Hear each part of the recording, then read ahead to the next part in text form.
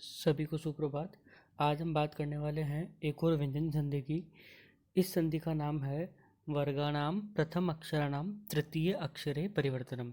यानी कि अगर इसको हम बिल्कुल सीधी सिंपल भाषा में कहें तो इस संधि का नाम बनेगा हमारे लिए वर्ग के पहले अक्षर को तीसरे अक्षर में बदल देना। देखिए, सबसे पहले तो मैं बात कर ले वर्ग क्या होता है। तो हम लोगों ने जब वर्णमाला का विचित्र पढ़ा था तो हम लोगों को ये पता था कि भाई दो तरह के वर्ण होते हैं। एक हमने बताए थे स्वर और एक हमने बताए थे व्यंजन। ये तो हम सबको याद होगा ही। फिर इस व्यंजन में हमने देखा था कि दो तरह के व्यंजन होते हैं। एक तो व्यंजन होते हैं वर्गीय और एक होते हैं अवर्गीय, जिसमें वर्ग नहीं हो। अब इस वर्गीय व्यंजन में ही हमको जो है ये संधि करनी है। अब इस वर्गीय व्यंजन को एक बार आप देखिए, मैंने यहाँ पर एक ये आपको फिर से याद कराने के लिए बनाया है। देखिए, क वाली लाइन, इसके अंदर कितने वर्ण हैं? इसके अंदर आपको 5 दिखेंगे। च वाली लाइन में भी 5 दिखेंगे। इस तरह से आप देखेंगे तो हर लाइन में 5-5 वर्ण आपको दिखने वाले हैं। तो इस वर्गीय व्यंजन में पहली वाली लाइन जो है, ये वाली जो लाइन है पहली वाली, इसके स्थान पर तीसरी वाली लाइन हो जाएगी ये वाली। कैसे होगी एक बार देखते हैं हम। देखिए नियम इसका, हर वर्गीय व्यंजन की जो पहली लाइन है, ये देखिए ये सारे वर्ण जो है यहाँ पर ये पहली लाइन के हैं। देखिए, क वाली लाइन का पहला अक्षर क्या होगा? क होगा। च वाली लाइन का पहला अक्षर च होगा। ट में त होगा। त वाली लाइन में त होगा और प वाली लाइन में प होगा। इनके स्थान पर इन्हीं की लाइन का, यानी कि इन्हीं के वर्ग का तीसरा अक्षर हो जाएगा। जैसे कि क वाली लाइन का तीसरा अक्षर क्या है? हम देख सकते हैं कि ग है। च वाली लाइन का तीसरा अक्षर क्या है? ज है। इसी तरह से अगर हम और देखना चाहें तो ट वाली लाइन के लिए क्या बनेगा? ड बनेगा। त वाली लाइन के लिए द बनेगा और प वाली लाइन के लिए ब बनेगा।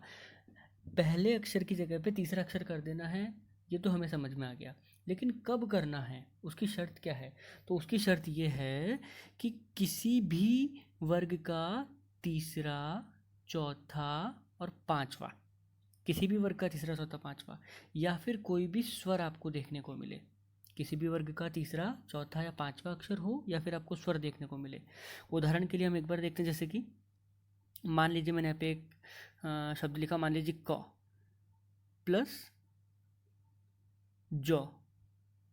तो ये बताइए, या जय नहीं लिख के हम जय की जगह लिख लेते हैं। मान लीजिए हमने यहाँ पे लिखा क प्लस घ। अब देखते हैं, देखिए क वर्ग का पहला अक्षर है, बिल्कुल है। और घ जो है, क्या ये वर्ग का तीसरे, चौथे या पांचवें अक्षर में से कोई है? बिल्कुल है। घ जो है वो चौथा अक्षर है क वाली लाइन का। तो वर्ग का पहला अक्षर, उसके बाद में चौथा अक्षर हमको देखने को मिला। तो हम इस क की जगह पे क्या कर देंगे? इस क की जगह पे हम कर देंगे, इसी की लाइन का तीसरा अक्षर कौन सा है? ग कर देंगे। इसी तरह से मान लीजिए हमें क के बाद देखने को मिले ज। अब देखिए, मैंने अभी आपको यहाँ पे बोला था कि पहले अक्षर के बाद किसी भी वर्ग का तीसरा, चौथा, पांचवा। जय जो है वो च वाली लाइन में आता है। और च वाली लाइन का देखिए, यहाँ पर देखिए च छ ज तीसरा अक्षर है। यानी कि हमारी शर्त पूरी हो रही है। क के बाद में ज आ रहा है, तो हम क की जगह पे क्या कर देंगे? क की जगह पे हम कर देंगे ये वाला ग। ये नियम सभी जगह पे लागू होगा।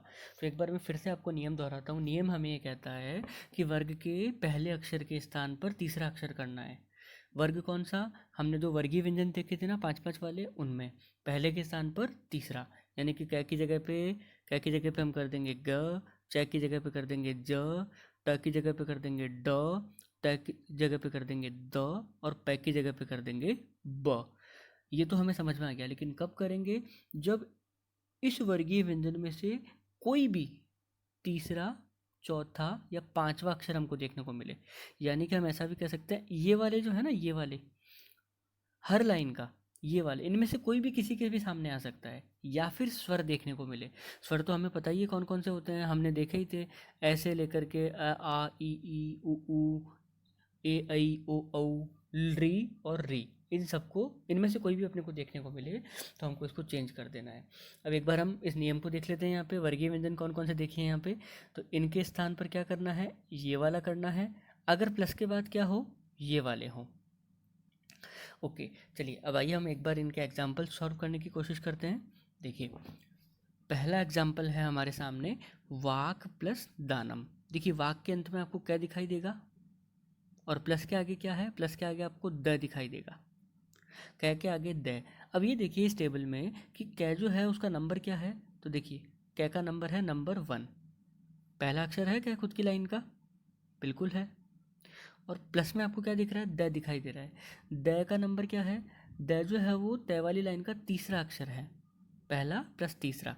अब हमारा नियम देखिए एक बार, हमारा नियम क्या कहता है, हमारा नियम कहता है कि पहली लाइन के बाद तीसरा चौथा पांचवा दिखे तो उसको तीसरे में चेंज कर देना है। तो कै के बाद में हमको द दिखा, द तीसरा है तो ये नियम लग सकता है। तो हमने क्या किया, कै को चेंज कर दिया ग में, कै को चेंज कर दिया हमने ग में। तो क्या बन गया हमारे सामने, हमारे सामने बन जाएगा वाग प्लस दानम। और इस ग को हम आधा कैसे लिखते हैं, तो आधा ऐसे लिखते हैं। तो हमारे सामने क्या बन गया, वागदानम। एक एग्जाम्पल और देखते हैं।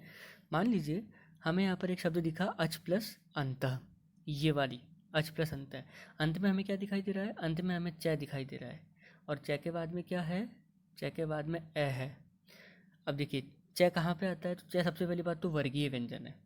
वर्गीय व्यंजन में भी नंबर 1 पे, यानी पहला व्यंजन है, अपनी लाइन का पहला अक्षर है ना च। और इसके बाद हमें जो ए दिखाई दे रहा है, ए क्या है, ए एक स्वर है। तो हमारी शर्त क्या थी, ये देखिए च और च के आगे हमको स्वर देखने को मिल गया यहाँ पर। तो च को किस में चेंज करेंगे, च को चेंज कर देंगे हम जय के अंदर। तो कर दीजिए, हमने च को जे में चेंज कर दिया। तो क्या बना हमारे सामने, ये देखिए हमने च को जय में बदल दिया तो बन गया अज प्लस अंत। अब ये ज़्यादा है, इसमें हमने इस ए को जोड़ दिया। हम जब इस ए को इसमें जोड़ देंगे तो क्या बन जाएगा, अजंतः। देखिए एक एग्जाम्पल और देखते हैं, एग्जाम्पल नंबर 3। देखिए इसमें क्या है, षट प्लस आननः। सबसे पहले क्या दिखा हमको, षट के अंत में ट दिखा। देखिए यहाँ पर हमको ट दिख गया, और प्लस क्या है, आ, ट प्लस आ हमें दिखा। अब ये बताइए कि आ जो है वो क्या है, आ हमारे लिए एक स्वर है। तो हमारी शर्त क्या थी, ट दिखा हमें, ट के बाद हमें स्वर दिख गया, तो ट को किस में चेंज कर देंगे, ट को चेंज कर देंगे हम ड में। तो कर दीजिए, ट की जगह पे ड करने पर क्या बनेगा, षडाननः। इसी तरह से एक एग्जाम्पल और देखते हैं। हमारा अगला शब्द है सत प्लस धर्म। अंत में आपको तय दिखाई दिया, तय जो है वो अपनी लाइन का पहला अक्षर है, देखिए यहाँ पर। प्लस, प्लस के आगे आपको क्या दिखाई दे रहा है, धर्म का ध दिखाई दे रहा है। तो देखिए यहाँ पर ये जो ध है ये चौथा अक्षर है, बिल्कुल है। तो तय को चेंज कर देंगे हम लोग किस में, तय को हमको चेंज कर देना है द में। हमने चेंज कर दिया सद धर्म। अब इसमें हमें एक विशेष चीज़ का ध्यान रखना है कि देखिए यहाँ पर ये तय आधा था, तो हमको यहाँ पर द भी आधा ही बनाना है। यहाँ पर क्या हुआ था, च के बाद में ए की मात्रा थी, तो वो ए की मात्रा इसमें जुड़ करके अजंता बन गया था। नंबर 1 बात तो ये ध्यान रखनी है। दूसरी बात, अगर हमें एग्जाम्पल में यानी संधि विच्छेद में अगर विसर्ग देखने को मिला है, तो जो संधि का शब्द बनेगा उसमें भी हमें विसर्ग लगाना है। जैसे यहाँ पर अच प्लस अंतः में विसर्ग है ना, तो अजंता में हमने देखिए यहाँ पर दो दो बिंदु लगाए हैं विसर्ग के, इस तरह से विसर्ग लगाना है।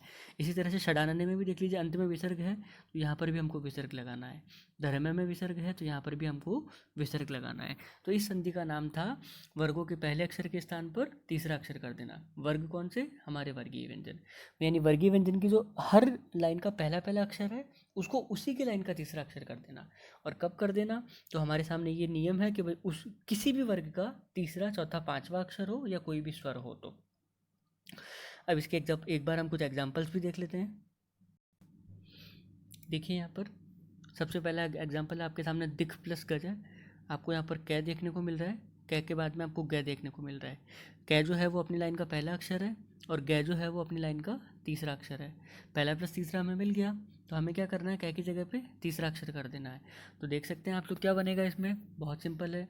उसके बाद वाक प्लस अर्थ है, कै जो है उसके बाद में हमको स्वर देखने को मिला है, यहाँ पर भी हम बना सकते हैं। अच प्लस आदि में भी च के बाद आपको स्वर देखने को मिला है, ये भी हमने अभी किया था। अब हम लोग बात करने वाले हैं संधि विच्छेद करने की। देखिए संधि करना सरल होता है संधि विच्छेद करने के मुकाबले। देखिए हमको यहाँ पर शब्द देखने को मिला षड दर्शनम, षड दर्शनम। आपको क्या देखने को मिला, ड देखने को मिला। और आगे आपको क्या देखने को मिल रहा है, दर्शनम वाला द देखने को मिल रहा है। द जो है वो अपनी लाइन का कौन सा अक्षर है, द अपनी लाइन का तीसरा अक्षर है, और ड भी अपनी लाइन का तीसरा अक्षर है। अब आप एक बात बताइए कि ये जो ड है ये कौन सी लाइन में आता है, ये ट वाली लाइन में आता है, बिल्कुल ट वाली लाइन में आता है ये। अब अब षड शब्द में आप देखिए, अगर षट डे की जगह अगर आप टय करेंगे तो क्या शब्द बनेगा? डे की जगह अगर आप टय कर देंगे तो आपके सामने शब्द बनेगा षट। ओके, षट प्लस दर्शनम। षट प्लस, एक बार फिर से लिख लेते हैं इसे, षट प्लस दर्शनम। अब एक बार इसमें हम फिर से संधि उल्टी करके देखते हैं। देखिए, टै के बाद आपको क्या देखने को मिला?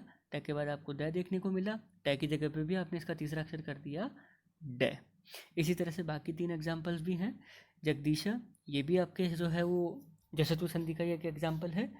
उसके बाद जो 2 एग्जाम्पल हैं वो आपके लिए आप हमने जो पुरानी संधि करी है, हमने अभी तक गुण संधि, अयादि संधि और दीर्घ संधि करी है, उनके एग्जाम्पल्स है, ताकि हमें पुरानी संधियों का भी अभ्यास होता रहे। इसमें हमें एक चीज़ और ध्यान रखनी है, इस संधि को हम जशत्व संधि भी कह सकते हैं। इस संधि का एक नाम क्या है? जशत्व संधि है।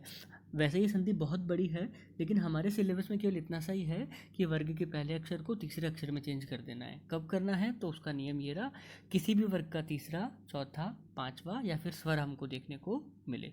धन्यवाद।